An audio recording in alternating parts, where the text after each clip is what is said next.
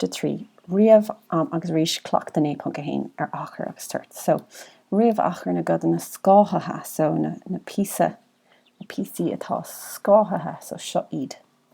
So riamh CLeachtadh. Achar na god na scáthathe, so achar tríontáin. Rís I gcónaí scríomh le an fad fáin irde ingrach.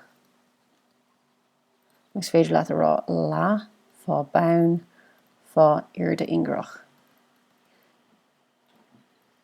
Anna chuid slite cnééis sin scríomh. Seo iad. Ceann den slite. Cín den slite. Okay, so con é seo a riamh, so say tríontáin A, gléic mé tríontáin B ar seo. So tríontáin A. Tá tríontáin seo agam. Tá an irde ingrach agam, tá sé 5 méadar. Dúirt is a ceist. Nílas agam cad é irde ingrach, so tá mé géirí go anamach cad é sin. Feic tá is a gin go bhfuil sé seo 9 méadar, so fáca an seo tá 2 méadar.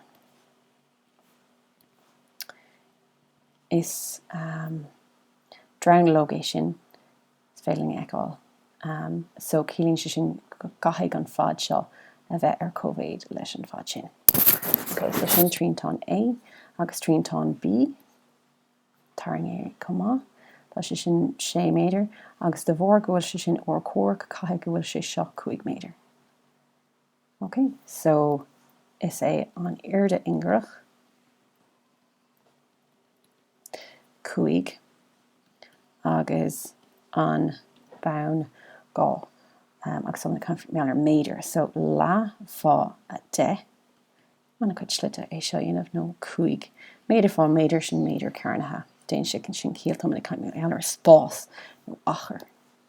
Okay, so lá fá B fá H sin lá fá an bán sin 6 an irde ingrach sin 5.